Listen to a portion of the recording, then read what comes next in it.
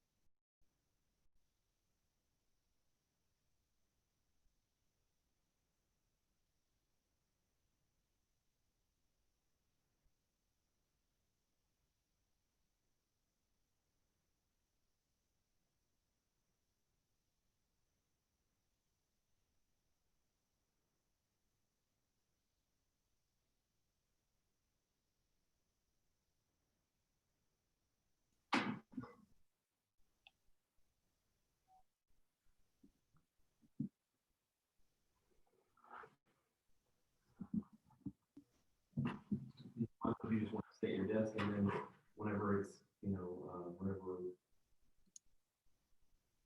you and I, one of us, you know what? We use mute or what? I may have to because it's not going to show my screen. Because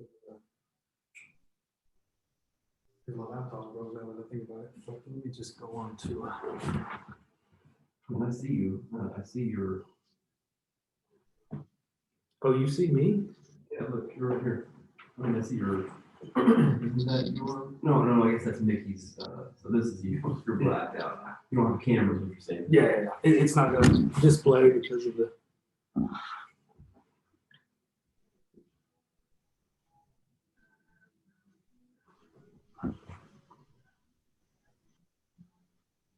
sure people are probably. There's got to be a meeting ID.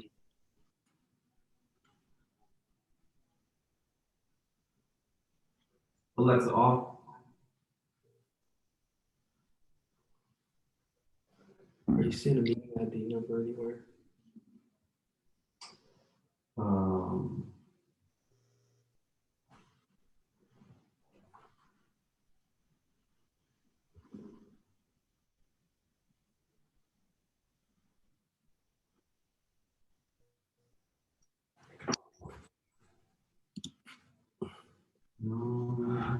No, that's Mickey.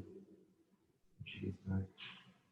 It may take a few minutes to get everybody up and running. As far as I haven't had anybody text me like, what the heck are we supposed to do with it?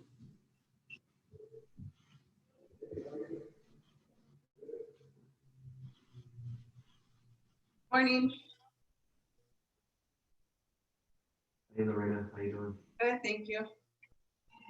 At 10 o'clock, I have to call the client on Sunrise. So I'm gonna step away for a minute after. Okay, yeah, no worries. Waiting for Lacey. Would you eating breakfast? Just the volume.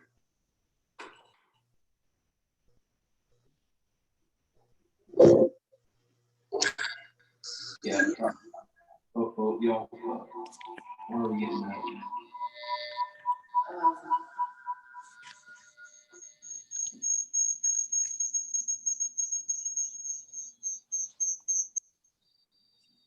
I'm unmuted. Are y'all muted? I think that's it. Lorena, can you hear me okay? It sounds kind of mumbled. How about now? Yes, better. Okay. Do you hear any echo at all? Not anymore. Okay, good deal. I'm muted. Can you see me? No, Michael, you're black.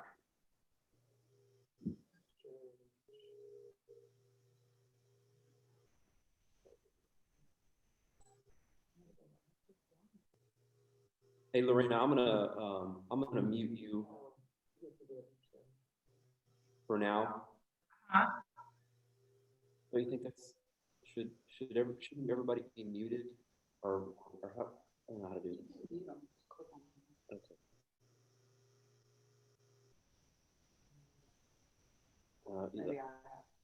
It might be why I should have joined as the host.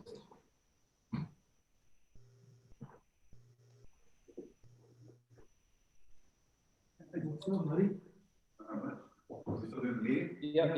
Okay. Just giving everybody a Kelly. Why are we because Michael is not muted. Can you mute Michael? It's not. I don't see you're muted here. Bear with everybody. Can I sit here? Are you on your computer? Definitely not muted.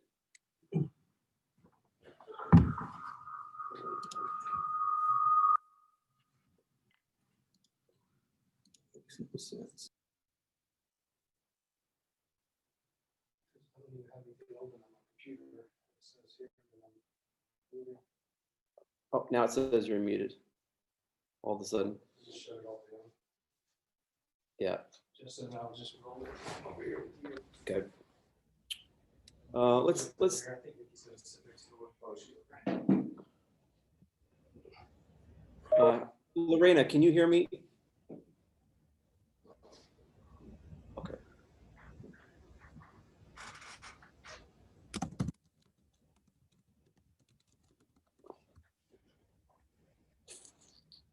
Shut this. Okay.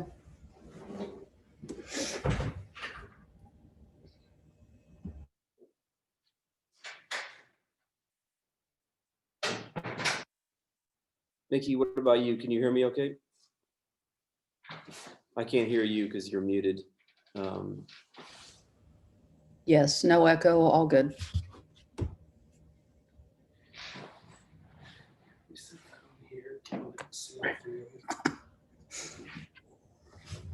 Could you hear me? Yeah, I can hear you just fine. No echo. Okay, good.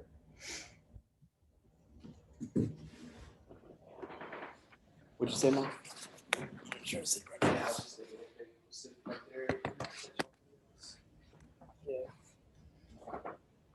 Well, the problem is we have to be up close for everybody to be able to hear us through my microphone. Like y'all aren't going to be able to talk Sure. out there.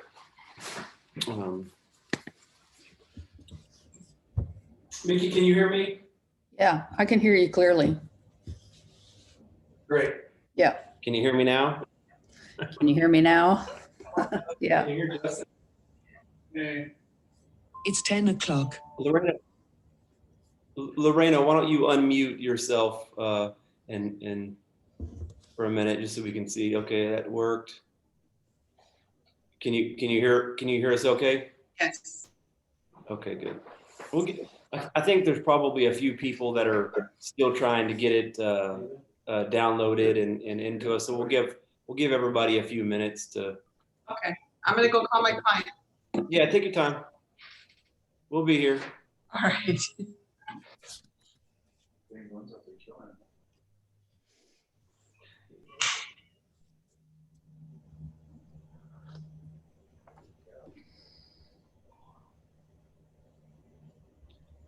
I know at least Mickey, is there a meeting ID? Somebody was asking about that.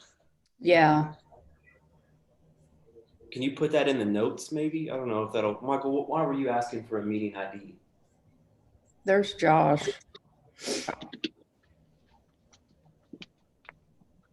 What's up, Josh? Starting route guidance. What's going on, to your fellas? destination. Right turn. Somebody got their GPS on? Yeah, just good headset. Everybody in the house is doing remote learning. Oh. Where we at? Oh, there's still Tiffany. What's up, church mouse? I think she can hear you yet. She's still There's connected. everybody. I haven't seen Tiffany in months. Hey, Tiffany. Can't hear you, Tiffany. That's There's okay, Julie. yeah. Julie, hello. Can you hear us okay, Julie? I can. Good deal.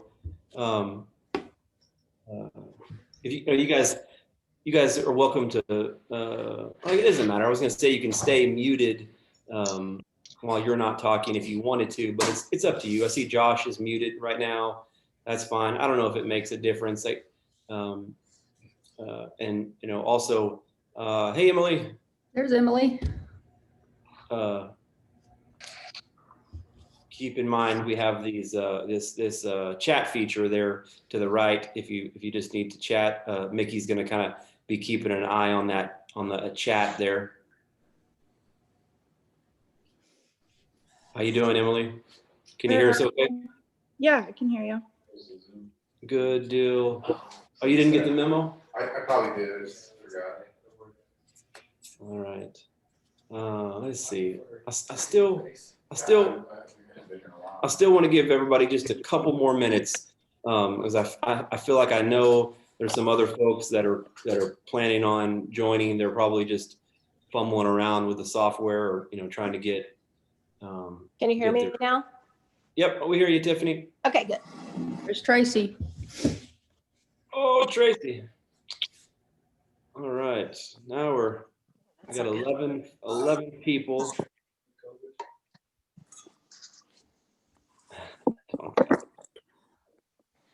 Tracy, how you feeling?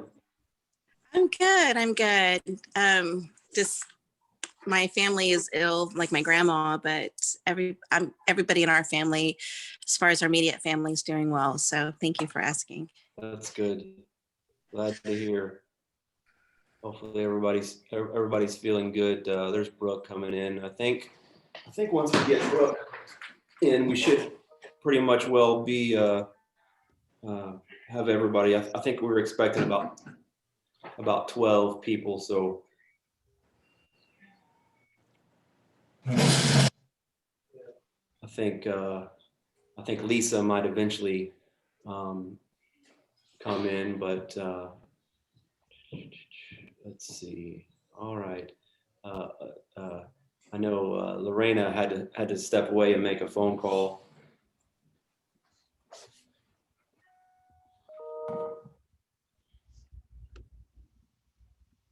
Chad, Shelly is just going to be audio. That's fine. She's being a little shy this morning. Her pajamas? Oh, there she is. Oh, she's driving. I'm here. Yeah, I have to drive in San Antonio, but I'll be hearing you, and I have you on, so I'm around here. That's good, and that's fine. If anybody just wants to go audio, no big deal.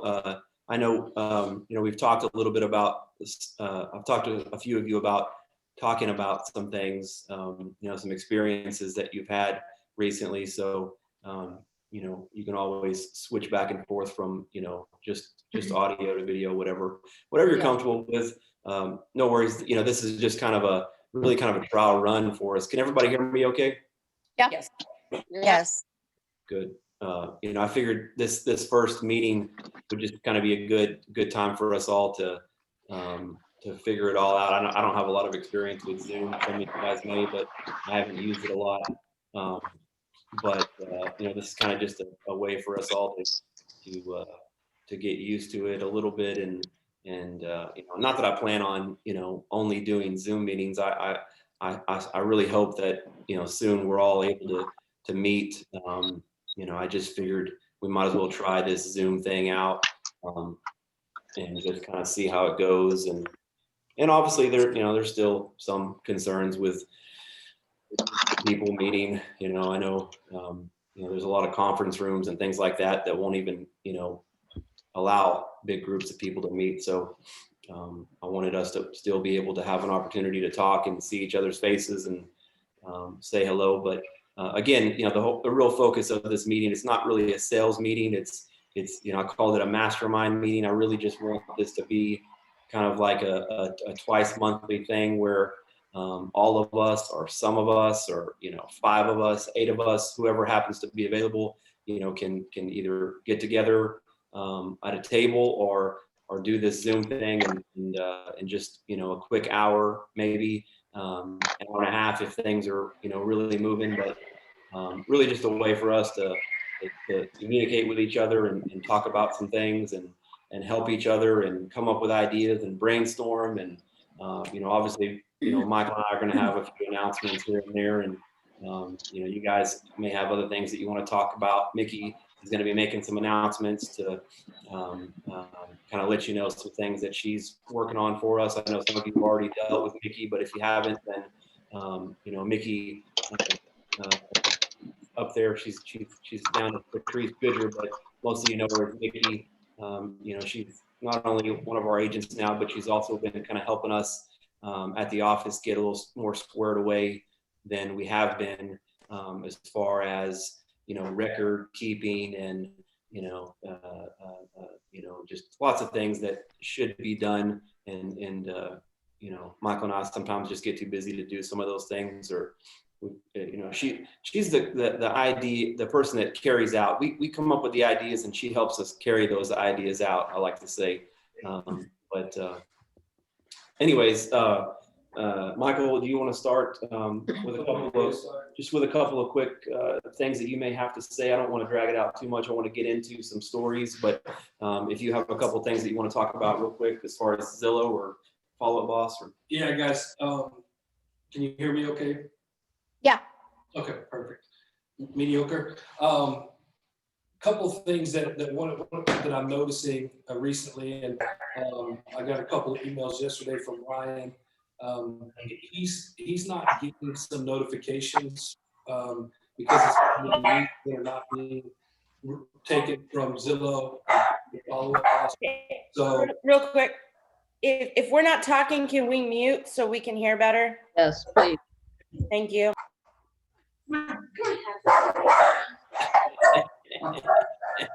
Who brought the dog? That's okay. Okay, go ahead, Mom. Sorry. All right, can you hear me now? Much better. All right, good deal. So I got a couple of emails yesterday from Ryan. He is not getting notifications of some of the leads because they're not being transferred from Zillow to Follow Up Boss. He's always going to get the notification that the lead was received through Zillow, but it helps him to know that you guys have made contact and it's been assigned. I'm also not seeing very many follow-up plans set in place, so we need to be sure that we're doing that, and we're going to go over some of these a little more thorough in the next meeting. But be sure that you're making those assignments to the lender, assigning the source. Also, if I'm not seeing a lot of notes, I'm seeing some very vague notes. So it just makes my life a lot easier if I've got some kind of idea what's going on with that lead, especially if I want to ask Ryan, if he's had an opportunity to make contact. So if we'll be a little more thorough in doing those things, and if you need some help with those things and understanding the importance of tasks and assigning them to yourself for better follow-up and sending texts to these potential clients, I think it'll help make you more money. So whatever we can do to help with that, please let us know. That's pretty much all I've got. Okay. Just a quick follow-up on that. Hey Lacey, how you doing? I know you're muted, but anyways, a quick follow-up on that. With Follow Up Boss, even if we're talking about your own leads here, put those things in a Follow Up Boss. If you don't already have a great CRM system that you're using, use Follow Up Boss for your own leads. Get them in there. It's going to help you stay organized. And one of the greatest things about Follow Up Boss is it helps you to follow up. Just as an example, Julie recently had a lead that she was having trouble getting a hold of, and I showed her how to to put that lead on a drip campaign, and we did that, and sure enough, within just a couple of days, that lead had responded to one of those drips. And she started kind of actively working with that client, at least feeling her out to see how serious she was and whatnot. And it sounds like she might be a potential good buyer for Julie. So if you don't already have a CRM, I would encourage you to use Follow Up Boss. It's a great system. It's not a cheap program. We pay a lot of money for that every year. It's about $5,000 a year to have Follow Up Boss. So utilize it. Even if you're working your own leads, utilize it. Learn about it. There's videos about it. Come in and talk to Michael and I about it, Mickey about it. Some of these agents that have been using it for a while can help you. Be sure to utilize that. But other than that, I don't really have a lot except for just keep a close eye on your contracts. Let's make sure those things are squared away. We're seeing a lot of contracts coming in right now, which is great. It's starting off to be a great year. Hopefully that stays stays like that. But just make sure they're squared away. Not everybody. I don't force everybody or even ask everybody or expect everybody to send in their contracts for us to check them before they send them out to their clients. Some of you guys have plenty of experience. You don't need us to look at every single contract, but at the same time, it doesn't hurt, and especially for you guys that are new, if you've done less than 10 or 15 transactions, it's not a bad idea to let us take a quick look at them just to make sure you're all squared away, and it can save us a lot of time after that. But anyways, enough about that. Again, this is not really a sales meeting. I don't want to drag things out. I really wanted this to be a meeting where a few of us chimed in with some some stories about some things that have recently happened to us, or some difficult situations in real estate. I know we've all had them, but I talked to a few of you previously about, and really one of them was Lorena. But I know Brooke has a pretty good story that we can all learn from. If Brooke, do you mind starting off and just just a few minutes and just kind of give us a quick rundown of that situation with that client up in, what was it, out of Dale? Yes, Yeah. sir. Okay. Go Yeah, ahead. not a problem. So, with the increase in business, I've been a little bit more pickier. And if you're not going to tell me that you're going to get pre-approved, I'm kind of not, forcing the showing and making sure they realize how important pre-approvals are. But at the same time, buyer's rep agreement has become extremely important. I was at my stepdaughter's basketball game, and I got a call. A lead came in, and they wanted to see a house in Dale, like right then. And I said, well, I can get there within an hour. And she's like, okay, I guess, I think that'll work. And I asked her if she was working with another agent, and she said no. She said that she had an agent when she originally bought her house out in Lake Travis, but they hadn't made a decision on if they were going to use her or not. So they were planning on selling their house in Lake Travis and buying a home out east with some more land. So I was thinking, okay, I could potentially sell their house and get them a new house.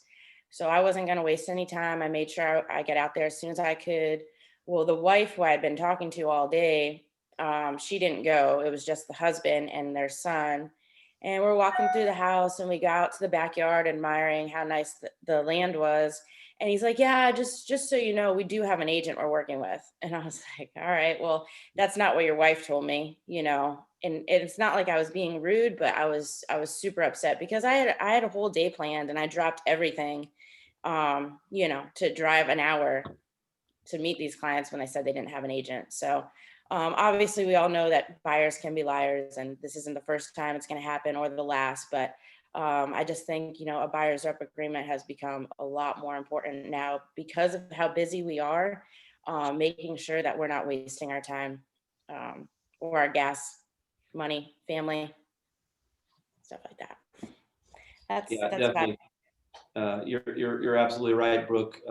And that's something that's happened to probably all of us. If it hasn't happened to you yet, it's probably going to happen. Even as careful as you can be, at times there's a miscommunication, and what it really comes down to is a lot of these buyers just don't understand the process. They don't understand.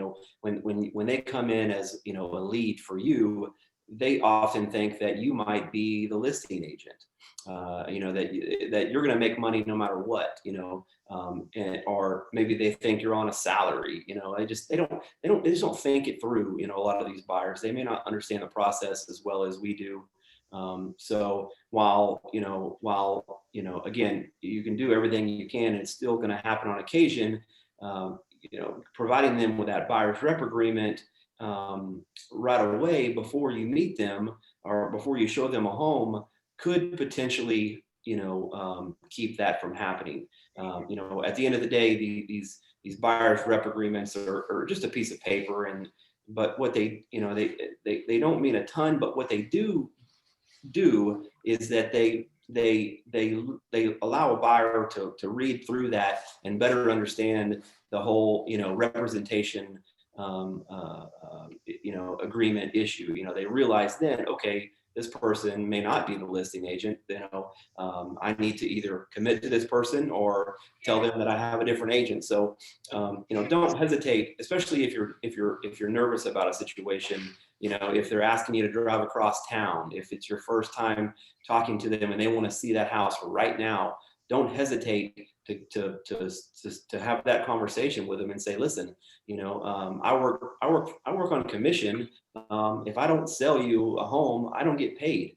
I'd love to help you, but I'm going to have to ask you also to commit to me, or at least give me a chance to get in front of you and build some rapport and hopefully, have an opportunity.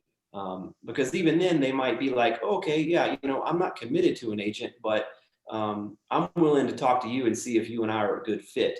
But at the same time, if they are already committed to an agent, like the case in Brooks' deal, then that little bell is going to go off in their head and they're going to be like, okay, I shouldn't waste Brooks' time if I'm already committed to an agent. So it all comes together, if you just communicate with these clients or these customers.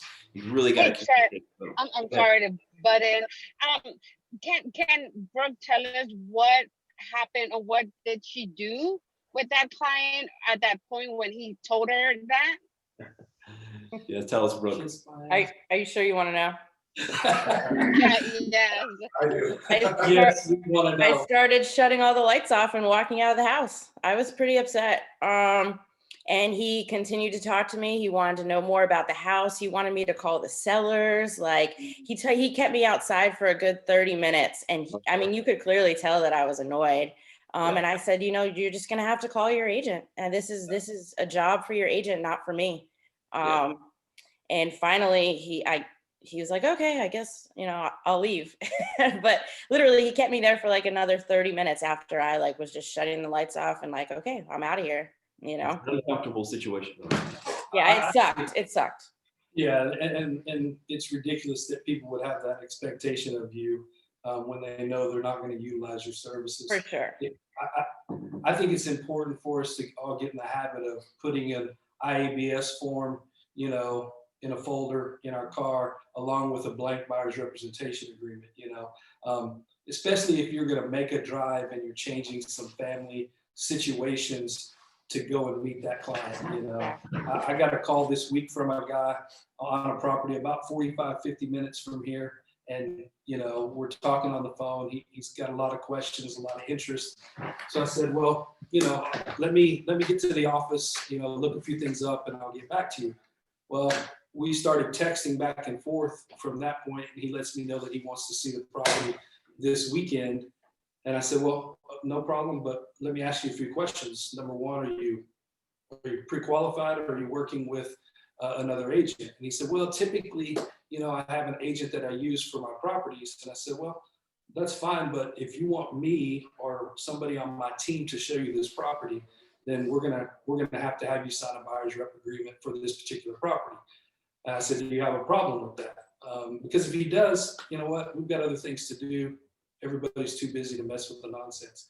And he had no issues with that. He understood the process, agreed to it. So showing a setup for this Saturday. So at the end of the day, don't be afraid to ask those tough questions, because it will save you a lot of time and a lot of effort in some cases. So, and I think for the most part, everybody's got to take some chances with some of these buyers, because you don't want to lose them, but don't be afraid to ask those tough questions.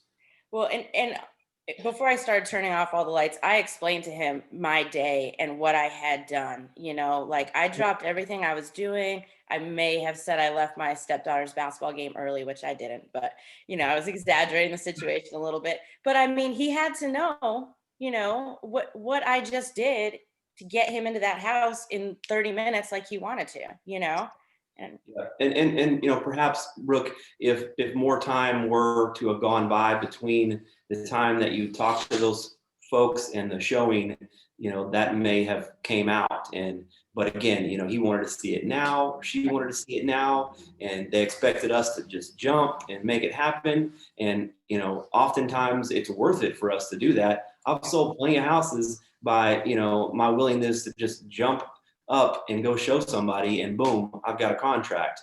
But also, as we've learned from Brooke, you can get burned, and you've got to be careful, because people just don't get it. We're the ones that have to get it. We're the ones that have to explain these things to these people, and sometimes they're still not going to get it. And you might just have to pass on these folks and tell them that you can't help them.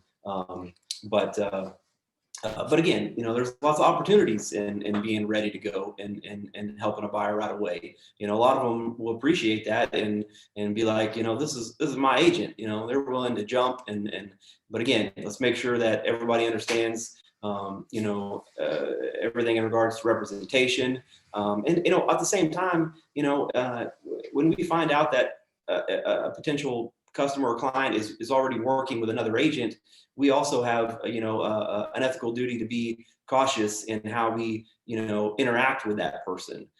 We don't want another agent calling us saying, "What are you doing meeting with my client? I'm going to report you to the board and whatnot," because there are some crazy agents that would take it that far. So we have to be cautious of that. It's very important. Just think of yourself as an attorney. If an attorney is probably going to be very cautious on what client they pick up. They're going to ask them a lot of questions. Are you currently represented? Things like that. Just don't be afraid to ask people questions. And I know it's difficult, especially when you don't have much rapport built with a potential client, but we got to do it. As crazy as this market is, we don't want to waste any time. Our time is valuable. And if that person doesn't understand that our time is valuable, then we don't need them. There's buyers are a dime a dozen right now. There's more buyers than there is houses. We all know that. So, we don't need them all. You may have to pass on one or two out there at some point, and that's okay. Don't worry about it. Another door will open. So thank you, Brooke. And good question, Shelly. I appreciate y'all talking. I'm gonna go over to Lorena real quick. Lorena has had a home in, I believe, the Converse area on the market, a listing of hers. Thought everything was golden and getting ready to close that sucker up here recently, and then boom, the appraiser comes back and has got some issues, and I want Lorena to kind of talk about those and how she dealt with those, how her client reacted to those. Or Lorena, are you ready to talk about that a little bit? Yes. Okay, so that one, the appraiser went out at last week, and we're supposed to close tomorrow, actually. So I think that kind of fell through the cracks with the lender. They forgot to have the appraiser go out there. But first, she couldn't unlock the doors, so she had a big, giant attitude with me. But I was trying to, do whatever she needed for me to do. So I met her out there the next day, and then the lender sent an email the day before yesterday saying the appraiser said there was a few things, minor things that needed to be repaired, which was the fence, mow the grass, and a PVC pipe that was a trip hazard on the side of the house. So of course, I called my client. He had a fit. He was not happy with it. He kept me on the phone probably about an hour or so. So all I could do is listen and try to explain to him.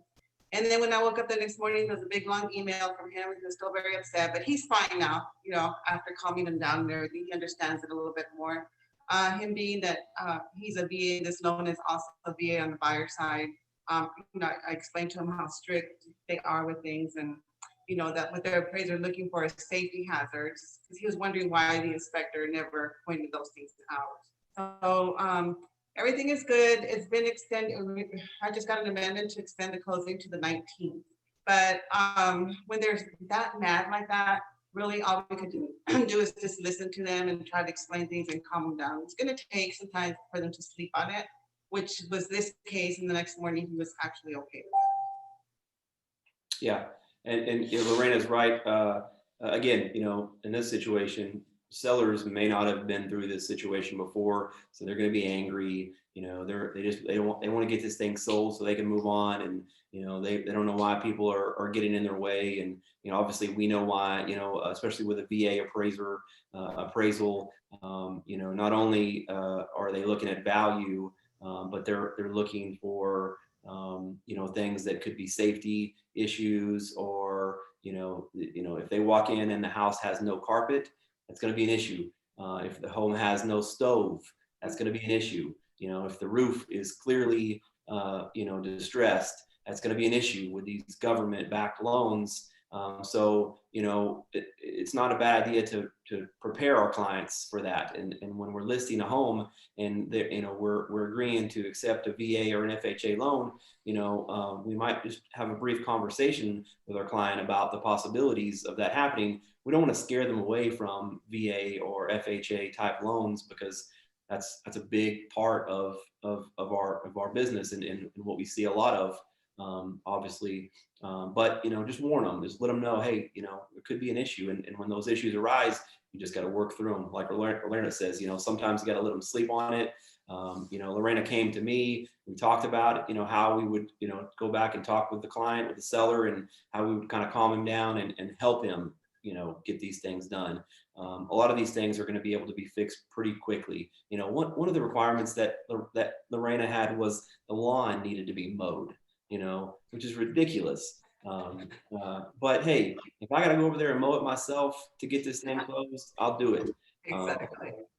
Yeah, and you know, we can all call somebody to get it done. It's silly, but you know, I think this appraiser really hit Lorena a little hard because she was irritated. You know, she had some problems getting into the house, so she was angry and just having a bad day. You know, listen, y'all probably all talked to an old school appraiser that's been doing this for 100 years, and they can be a little nasty. You know, and they think they're above us and all that baloney, but you know, their word is, you know, is sent down from heaven, as Michael just said. So Basically, I had to bite my tongue. You don't know what I wanted to tell her at the moment, but you know, I didn't want to argue with her or anything. I just kind of bent over backwards and, you know, met her when she wanted me to, and just, you know, because we need to get this thing done. So that's the most important thing. Power. Yeah. It's her. Yeah, she's got the power. You know, this deal will not close until these things are completed and she's satisfied. So you know, we don't want to get in the way of that. You know, with our own emotions, we don't want to get in the way of this transaction. You know, our duty is to get it closed and do what's best for our client. So brush it off. Do what you got to do to get it done. Come to us. You know, we're happy to help you. You know, again, if I have to go out there with a mower myself, I'll do it for any of you guys. But you know, we've also got you know, some people that can help us. Mickey, do you have something? Yeah, to add on to that, I had the same situation, and if the appraiser has to come out, keep in mind that they're going to charge you another fee. Yes. And you know, like in my situation, the buyer didn't know that, and he was pissed. I mean, it's, you know, it's $150, but still, you know, prepare your buyer for that as well. So if you're on the buy side, for sure. But you know, again, you know, there are some things that just can't be we can't get it all. So it's going to happen. We just got to work with it, deal with it, and do our best. Josh, did you have something you wanted to Yeah. add? Hey, Lorena, what was the trip hazard? I'm just curious. It's a PVC pipe on the side of the house by the gate where you go in and out. The builder put it in to drain the condensation from the air conditioner away from the foundation. Wow. Yeah, it was kind of it was a janky job. The guy, typically we see those lines, routed, to back patios, or to places where they're not in your way. But this one just came right off the side of the house about 4 feet. It was obnoxious, and it was a tripping hazard potentially. But also an easy fix. I told Lorena to just cut that sucker off, if she had to, and let's get it done. And yeah, Michael said he's got a pipe cutter. We could just cut it down. But anyways, most of the things that these appraisers bring up are easy to fix. For Mickey, one of the big issues for this appraiser that she was working with was peeling paint. So not difficult, it was just a matter of scraping some paint. Now if it's the whole side of a house, we might have some issues, but when it's small areas like a door, or just a piece of siding, then we can get that scraped and painted and no big deal. But again, you just have to deal with it. So yeah, I had one like that. Corbin on mine they had to do the whole side he came back and said they had to do the whole side of the garage. All of it, every bit of it. Wow. So my client actually went out there because it was just, they didn't have the money to do it. Mm-hmm. So my client actually had to go out there himself and help just to speed the process along because they just weren't doing it fast enough. Yeah. And then he got upset when they had to come back out. The appraiser had to come back out and prove it. So. Mm-hmm. And I believe Mickey had to go out. She decided to go out there and help out a little bit. Her client was kind of not willing to put a bunch of money to it. So yeah. Mickey and the buyer's agent kind of had to get together and do what they had to do to get it done and get it closed. That's what you got to do. Yeah. Does everybody know each other? I feel like everybody. Does everybody know Julie? Julie Lee. I don't know. Some people are shaking their heads. I think Julie might be our newest agent, and hasn't been to an in-person meeting with us all yet. So I wanted to introduce Julie. Julie is newly licensed. Came to us as a referral from Lorena, I believe. Is that correct? Yeah. A friend of Lorena's. Lorena said, "Hey, you ought to talk to MidCity." She did. Julie came on board with us, and Julie and I have been meeting a lot lately to try to help get her up and running. She's brand new. Obviously, she's like us. When we started, we didn't know much. We wanted to know a lot, and we didn't know it. So her and I have been meeting, during the week for a couple of hours, and just, between me and Michael and Mickey, we're trying to get her up and running. So Brooke has been helping out a little bit. Lorena has been helping out. I know we're very fortunate to have a lot of agents that are also willing to help, and I would encourage you guys to all help each other. If you see one of us need some help, let's help each other out. Someone like Julie who's new. We were all brand new at one point. And let's help each other out and help get each other going and support each other. I think that's really important in this industry. So many of us are out for ourselves, not us, but so many people in our industry seem to be out for themselves and not concerned with other people. But I don't think that's the way to be. I'm willing to help. I'm willing to help somebody outside of our brokerage. If you're working with another agent on a transaction and they're struggling and it's clear that they don't have any idea what they're doing, it's okay to help them too. As long as you keep it all ethical in regards to your duties to your own client. It's okay to help out another agent a little bit if they need a hand.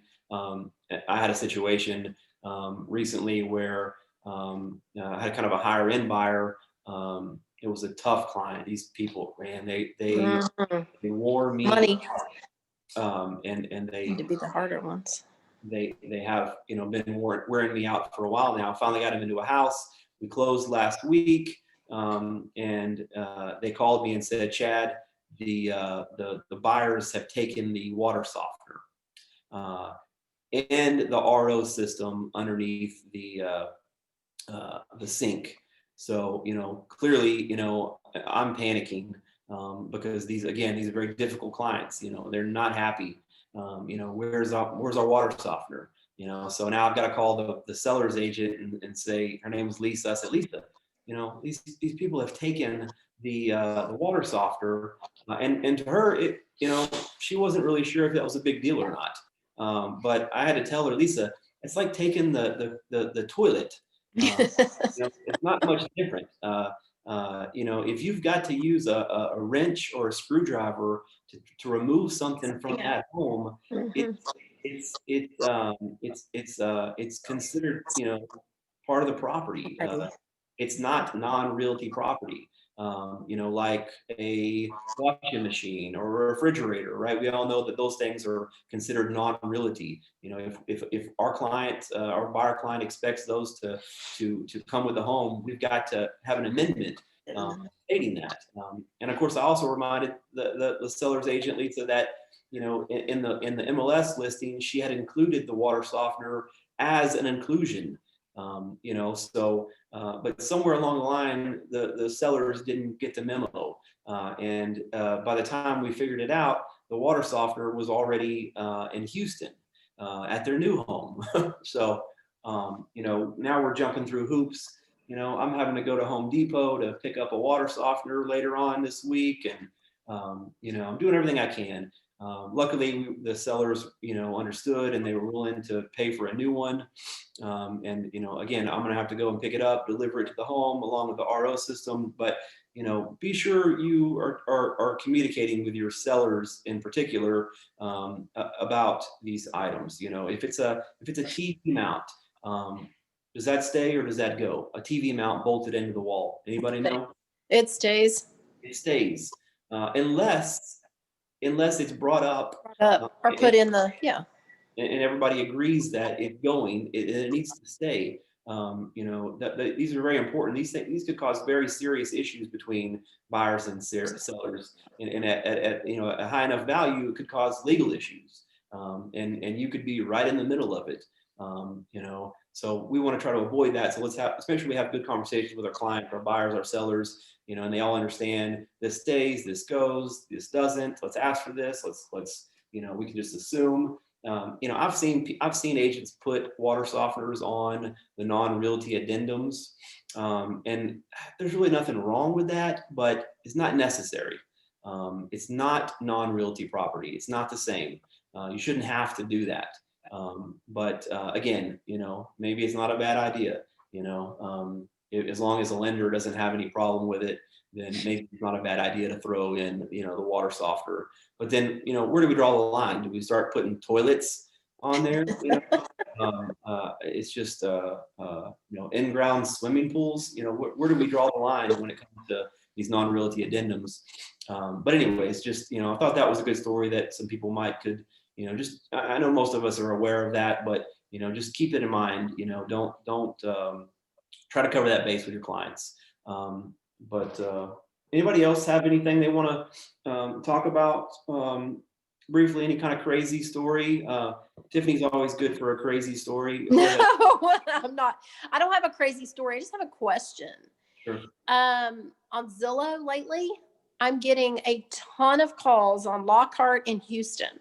Yeah, I did too, just the other day. And I'll be honest with you, Chad, because you know me, I ain't going to Lockhart or Houston. I know. I'm not doing it. I'll go to Lockhart. Let me explain what's happening there. So, Tiffany, I know that you don't want to go to Lockhart. So actually, the way that it allows me to assign the lead flow is you're actually not assigned to that. But for some reason, when it's a direct call,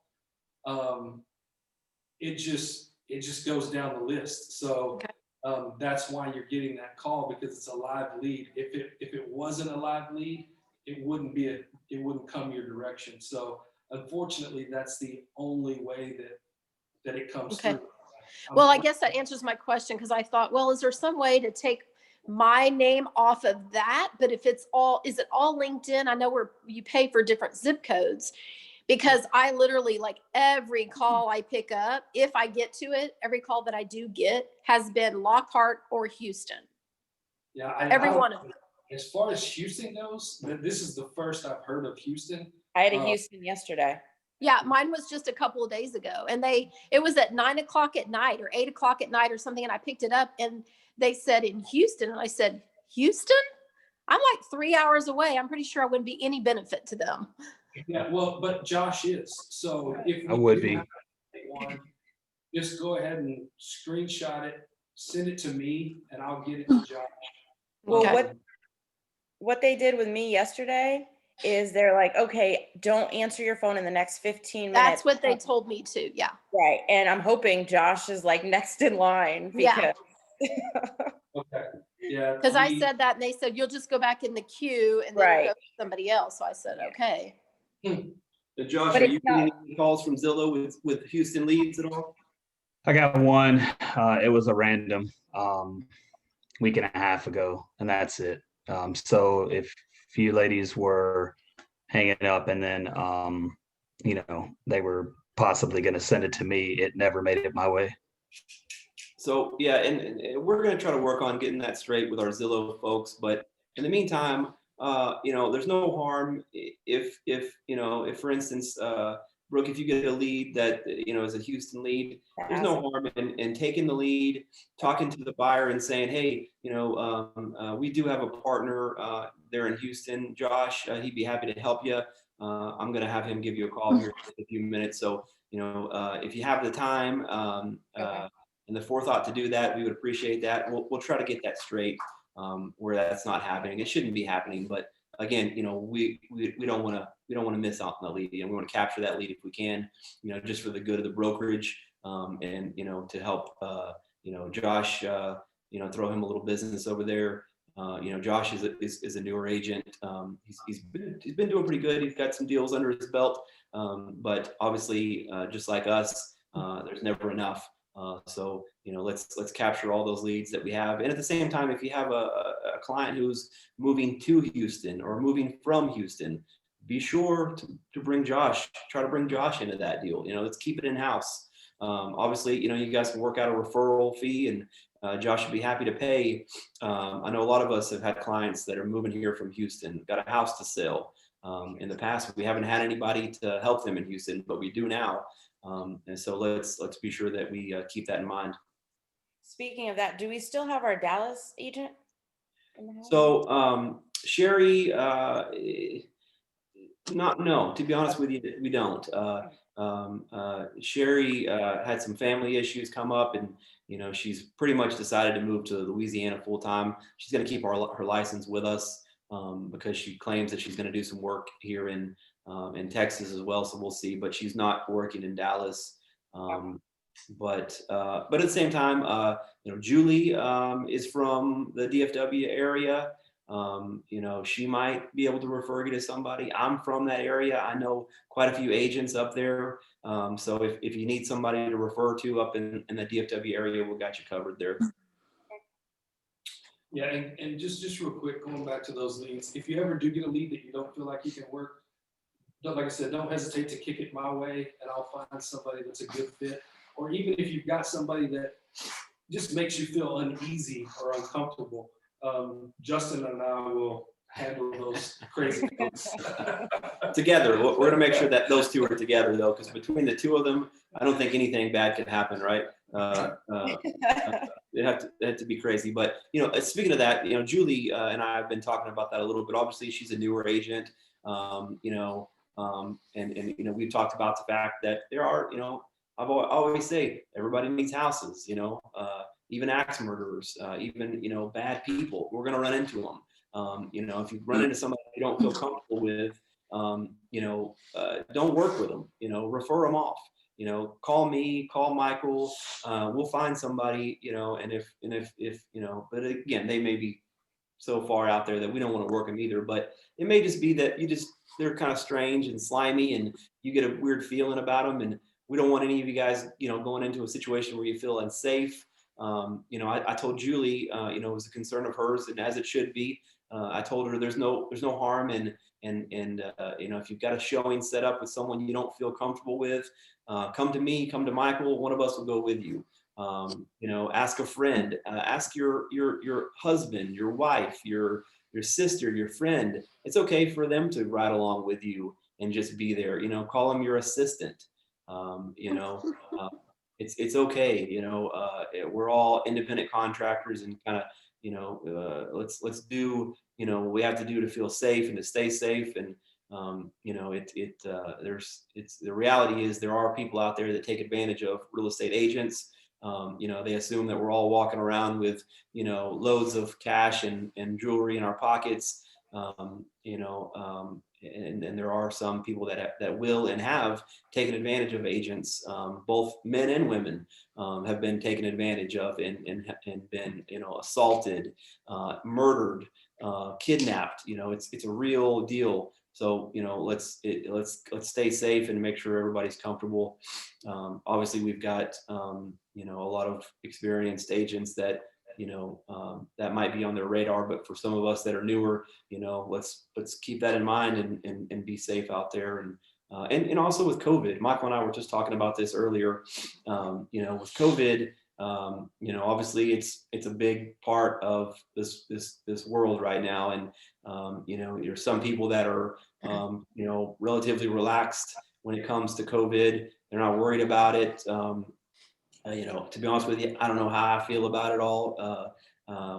Sometimes I feel like I'm just living in the twilight zone. But I also know that there are a lot of people that are getting sick. There are people that have died. And obviously, we all need to do our part to prevent that. And the reason I bring this up is because, I really bring it up because our clients, we may have clients that are very concerned. We may have elderly clients that we need to take extra precautions for. So if you meet a client for the first time, have that discussion with them, ask them, what are you comfortable with? Should I wear a mask? Should you wear a mask? Are you comfortable with an in-person showing? Would you rather do a virtual? Have that conversation with them, because, there are clients out there, and I've ran into it that, are have some really serious issues, especially the elderly folks. They're scared, and they should be. So just have that conversation. Don't let it get to the point to where your client is irritated. I believe, didn't we have a comment from a potential buyer or client that made a comment about one of our agents not wearing a mask, Michael? Yeah, recently, one of my clients was shown a property and did not wear a mask with these elderly clients and didn't ask. And they made a comment to me, said, Michael, please, if that person comes help us again, ask them to put on a mask. So just the courtesy of it, I think it is very important. And actually, I got a call yesterday from another client who I was looking for a house for his dad. And, his dad recently had just passed away. He was asking me, he said he just passed away with COVID. Please go ahead and stop the search. So it's a lot closer. I think it's a lot closer to us now than it has been in the last 6 months. I know my wife and I just got out of quarantine about a week and a half ago. So I think Tracy are you out of quarantine, Tracy? Yeah, I am. We were exposed through Daniel's work. He's a firefighter for the city of Austin. And he was exposed about a month ago, and we quarantined him here. And it was a Christmas break that we had to send my kids off, and he and I both tested positive, but everybody else in my family was negative. So we had to just go through it. Luckily, we didn't get the full extent of it. We were treated right away and under our doctor's care. And so we had a very quick recovery as far as I did.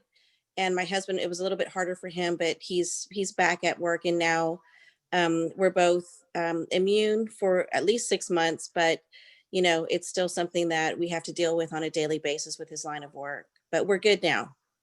Good deal. Good. Just keep, like Michael said, there are people that are, we've got to protect ourselves, and obviously we want to stay healthy too. We can't sell houses if we're sick. So, just take precautions where you can, and if you're sick too, don't hesitate to reach out to us and for help. I know, and that goes for any illness. Obviously, Lisa right now, Gafford is down. She had to have a procedure that some of you may know about, and there's a good chance that she's going to need some help from us at least this week, and as far as showings and closings and negotiations. So let's be there for each other, and if somebody needs some help, let's help them out. And that goes for anything and any illness, or I'm happy to open doors for your clients. Michael's happy to open doors for your clients, and I think most of us are willing to do that. I know at some occasions we will throw each other a little money to help us out if it's really a pain. If we're asking somebody to show 4 or 5 houses or something, but again, just help each other out. Stay safe out there. We've anybody else have anything else they want to talk about as far as situations that's happened to them recently, or anybody? I have a crazy story if anyone wants to hear it. Okay, Brooke, go ahead real quick, and then we'll go over to Emily. Oh, Emily, go ahead. Go ahead.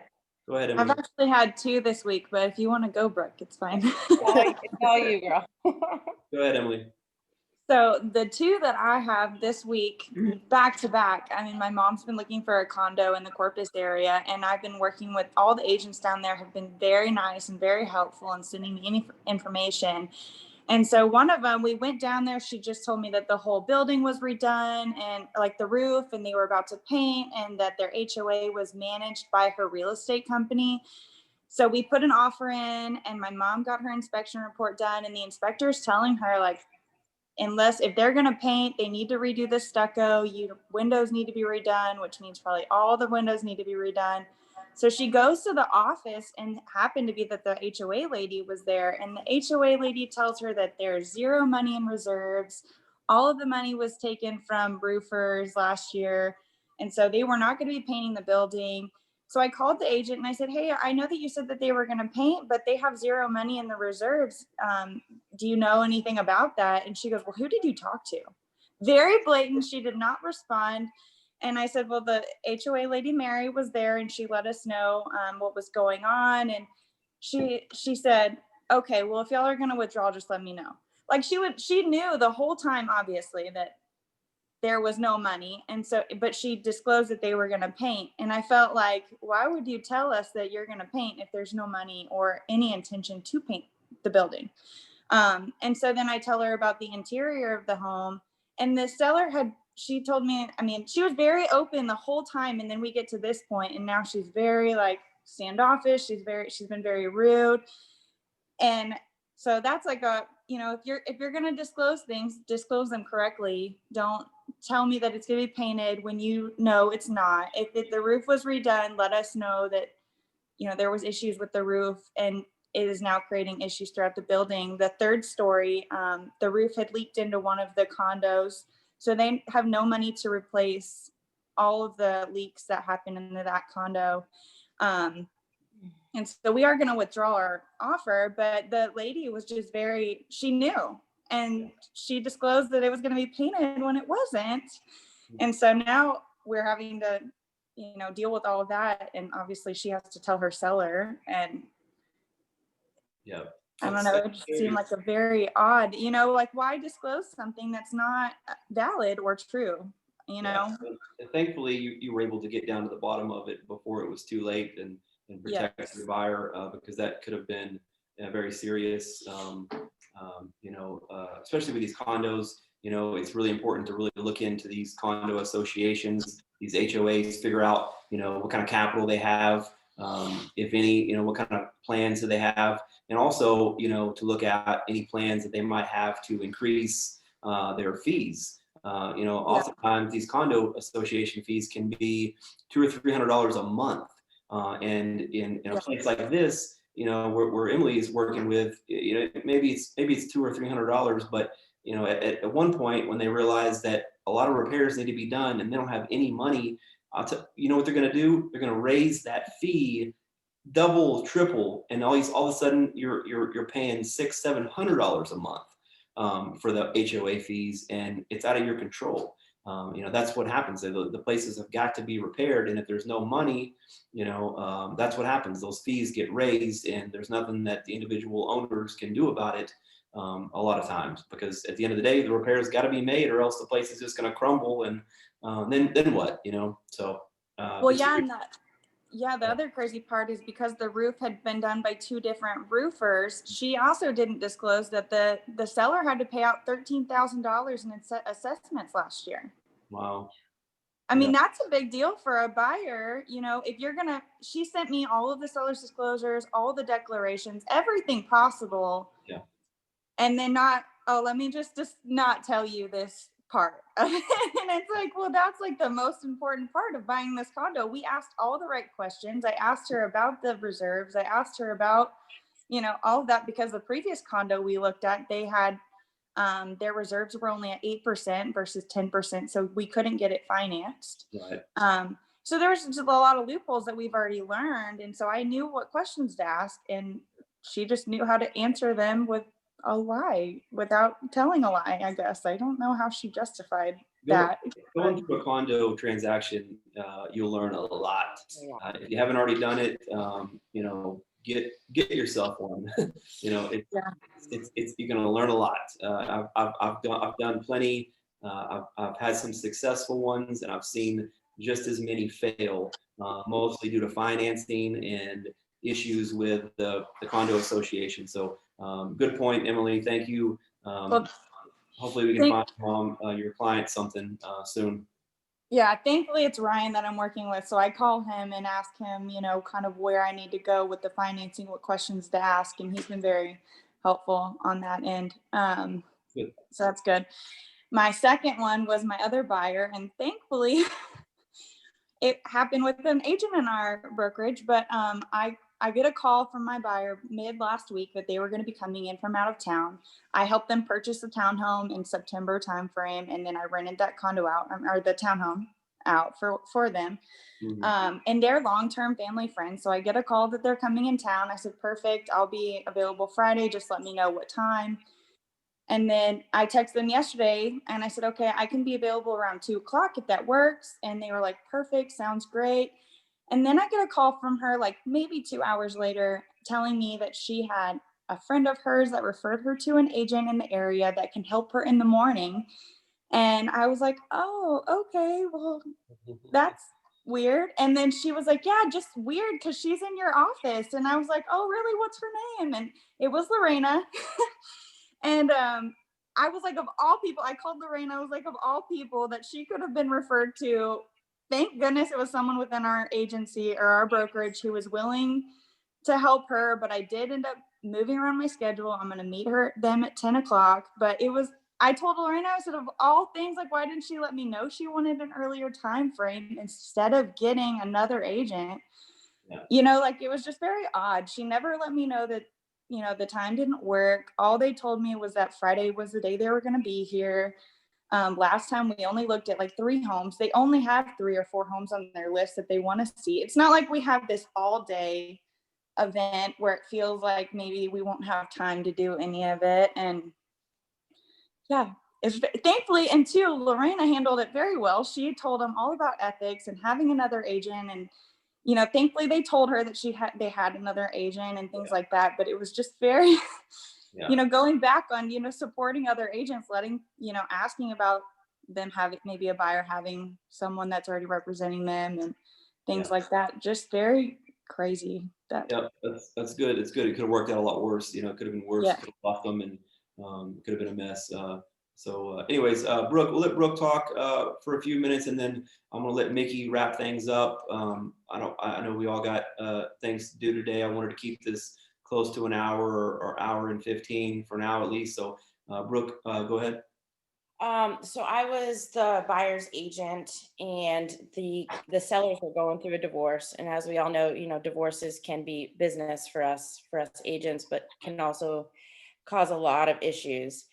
And at one point, the wife didn't want to sell the house, so we almost had to cancel the entire deal. We made it work, and the last minute, we decided instead of doing the repairs that we were gonna trade the repair amount for the washer and dryer and refrigerator. Washer, dryer, refrigerator. We went to the walkthrough, all was good. Went to closing. They came back to the house that afternoon. Washer, dryer, refrigerator were gone. So I called the listing agent. The wife took the washer, dryer, and refrigerator. And so the husband and listing agent ended up putting in a police report as them being stolen. And it took over a week, 2 weeks to get the washer, dryer, refrigerator back. In the meantime, the wife had access to the thermostat, which is freaking crazy to begin with, but turn the heat up to like 85 degrees. That my buyers thought they were trying to burn the house down. So they put in a police report. Like Wow. it got crazy. And then the wife started calling me, telling me that my buyers were nuts. And, clearly you have to, it's a thin line that you're on, especially when you're dealing with a crazy ex-wife, right? So, I mean, you never know what's going to happen out there. Luckily, they got the washer, dryer, refrigerator back, and they ended up dropping the police report. But it got pretty scary there for a little bit on, what were her intentions and what was going to be the outcome with my buyer. Yeah, that could have gotten really ugly, and but I'm sure you handled it well, and I know you mentioned it to us as well, and that's good. If you get into a hairy situation, bring it up with us. Let's work together and make sure that we're all doing the right thing in these situations as far as the legalities, and when people start talking about police reports and suing and things like that, we Michael and I really need to be aware of all that, and so we can help you. Help you with that. So yeah, good one, Brooke. I'm glad nobody's house got burnt down. That's crazy. All right, Mickey, are you ready to go over a couple of quick things, and then we'll end this? Oh, we can't hear you, Mickey. Must be muted. Looks like Chelly's raising her hand for something. Oh, maybe she's waving at us. I had something real quick I wanted to talk about. Mainly is if we could get somewhere where we know what listing our agents are going to be coming up on. Like I remember that Brooke was going to have an Austin listing, but then I guess I wasn't real in whether she got it or not. And then I knew that she was looking for that audit people up in Austin. So that was one thing that I figured I didn't really know if she had gotten the listing or not, but that was one thing I wanted to communicate to everybody. If you do have an Austin listing, they do require that audit, which of course it's not required in New Braunfels or I don't know other places, but that I did know of because I closed the transaction and then they asked for it. So because I didn't know. So I think that should be one thing that we should all get to know, that Austin requires that audit. The other thing was there's a listing also coming up in my street, and maybe we could find a buyer for it before it comes on the market. Maybe put it in a Facebook post or something. And then besides that, what was the other thing? I think that was it. Yeah, good points, Shelly. Shelly's talking about that energy audit that Austin requires. We'll put a post out about that with more info on that a little later today or this week. I want everybody to be aware of that. I know we're not doing a lot of business in Austin, but for those of us that are, we need to be aware of that requirement. And then Shelly brings up a really good point about listings that we have in-house listings coming to the market. Obviously the MLS has rules against advertising our listings outside of our own brokerage. They don't want us anymore to put it on Craigslist or Facebook. We're not ready to list it within a couple of days. They have issues with that. The whole clear cooperation policy now, we got to be mindful of that. But as Shelly brings up, if you've got a new listing coming up, let's get it up on Facebook. And a lot of us have already been doing that. Let's get it up on the Team Mid-City Facebook page, or let's send out an email. Let's let everybody know, with such a lack of inventory in this market, let's help each other out. I know Lorena has got a listing coming up that's going to be a pretty good one. They're in one of the states. In fact, I had a buyer that was under contract with it, but they've recently decided to move to a different area. But it's a great little listing. So let's try to do a better job of communicating about our listings in-house. Mickey and I can maybe talk about coming up with a good solution to make sure that everybody's aware of potential listings that are coming up. So with that, we'll Hey, Chad, I'm sorry. Wait, I had one last thing. I just remember what it was. Okay. Yep. So I know Lorena wanted to construct on that house in Cap Rock, and I had actually that house because neighbor has this new feature I didn't know before, which is private listings. And that listing was in there, and I didn't know, but there was a couple of listings on there that are not active on MLS, but they know they're going to come up. And I actually spoke to that agent so that possibly my client could get in there, and they were willing to work with me without going active. So if I would have known Lorena was maybe looking for something like that, I would have told her, and that would have maybe given her a better option to just start out with. But Cyborg, there is this new thing that says private listings, and they are private, or they are there before they hit the market. So I think that's a good feature to know, because I didn't know that until very recently. Okay, we'll get out some info on that too, that everybody's aware. Thank you, Shelly.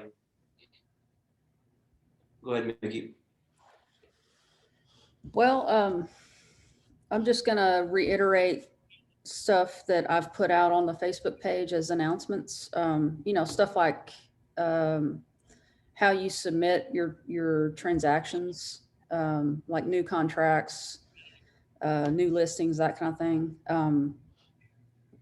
So we've now moved toward, we want to keep all the contracts, we want to keep all the amendments, and I'm keeping those in a digital file for the agency. Anytime those come up, you send the new contract, that's great. Go ahead and tell us, tell us the source of the lead, whether it's Zillow, Redfin, personal, that kind of thing. And any other pertinent information, especially if it's a Ryan Jet lender deal, because we track all that. Other than that, everybody's doing pretty good with that. So Real quick, that's still transactions at Mid-City? Correct. Okay. And all three of us, Chad, Michael, and myself, we all monitor that email address. So, and if I send something from that, I'll say, this is from Mickey, otherwise it's going to be from the guys. So, the other thing is Zillow past sales. Most everybody has gotten updated on those. If you need help with that, let me know.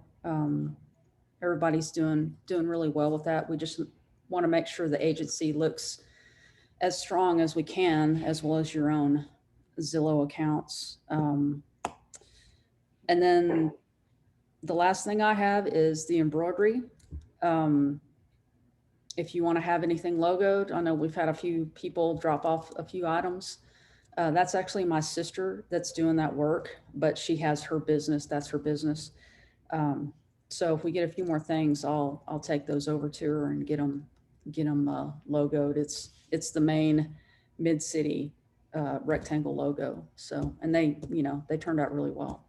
So if anybody has any questions for me, now's the time. So anyone? Anybody have any questions, Mickey? Mickey is available for help.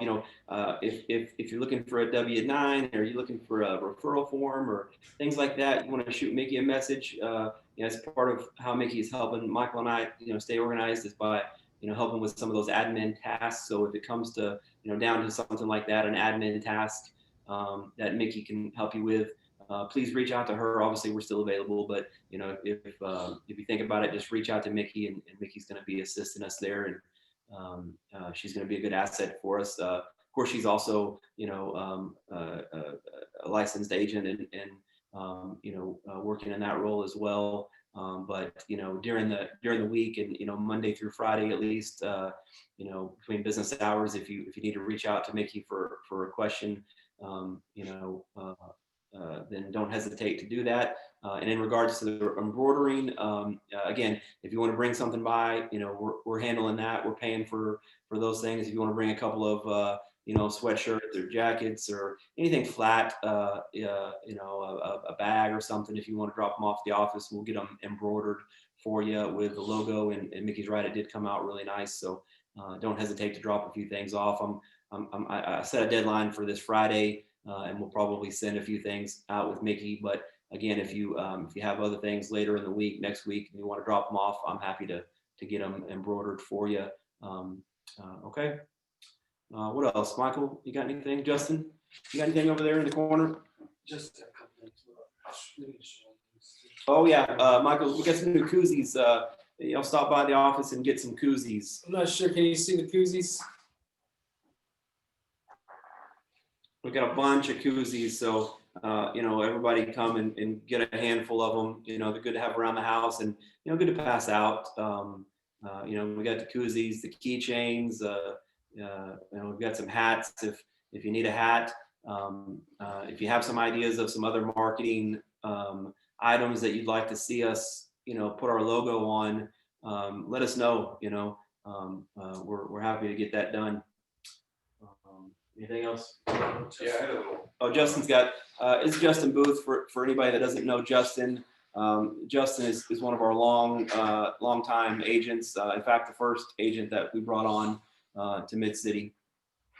So yeah, hey, I just have a quick little story about a listing I got about having the survey coverage as part of your title insurance policy. It was a regular residential home in Cibolo. And when my seller bought it, there was a utility easement that runs behind it. So I know a lot of us deal with residential utility easements are all over the place. When she bought it, the utility company had actually deeded an extra tract in the back to the original owner. But when she bought the home from the original owner, the title company that did the transaction didn't catch that extra deed. So they went through the transaction. She bought the home, but she didn't actually own the entire property. So when we found out, it's under contract, and the title company found out that there was 2 deeds and her name was only on one of them.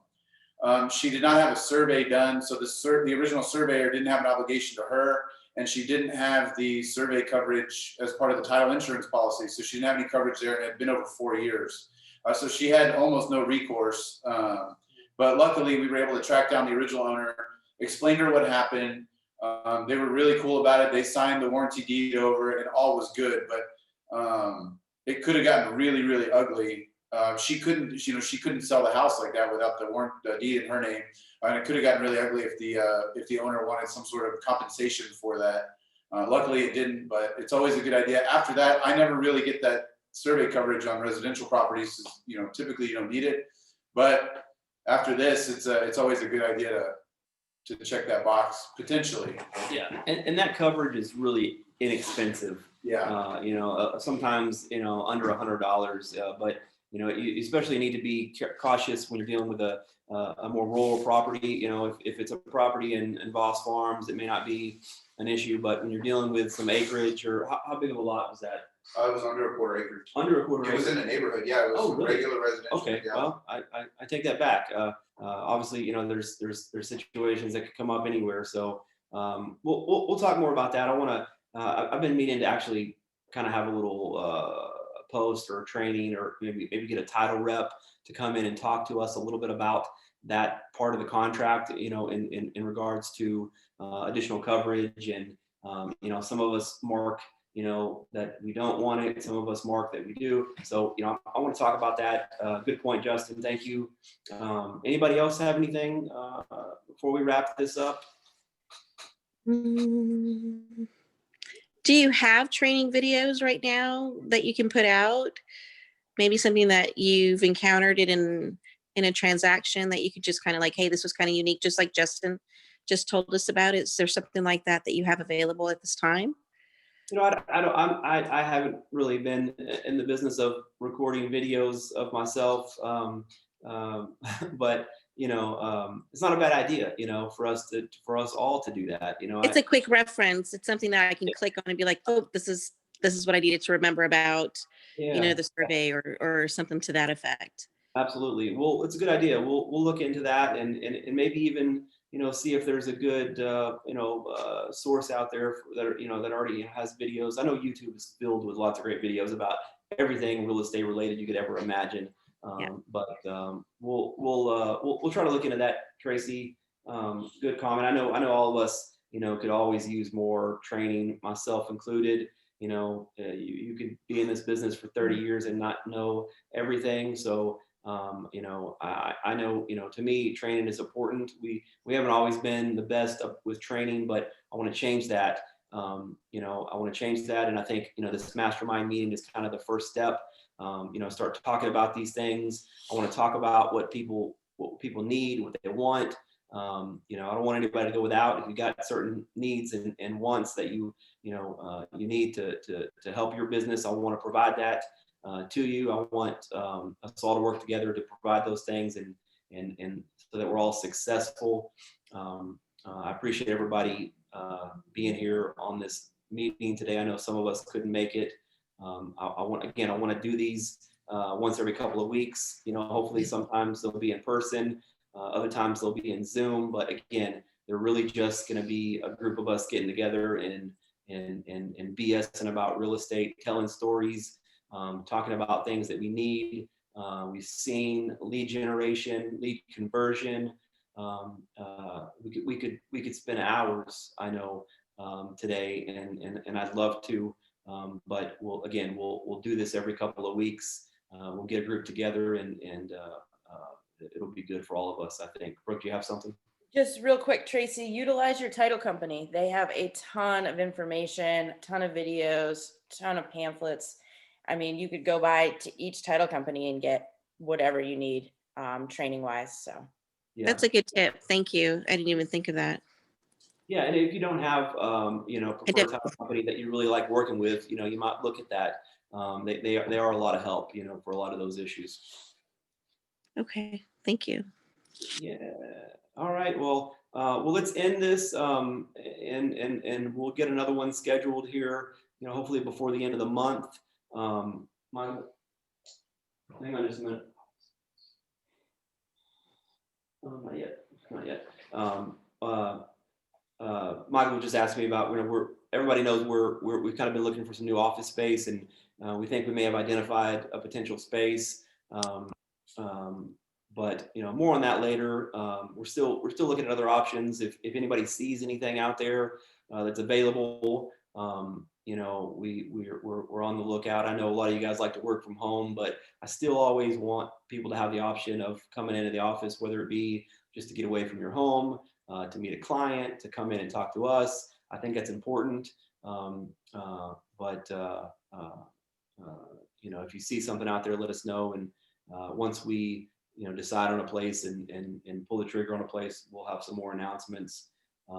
Justin has been working on some furniture for one of our offices here, the office next door to Michael and I's, working on some furniture to kind of trick that place out a little bit with some nice new furniture. I've got some really nice new drafting chairs that are going in there, a little more space, some more storage options. I want to make sure that is a good place for a couple of agents to come when they want to work, and we'll continue providing a little space for everybody as needed. And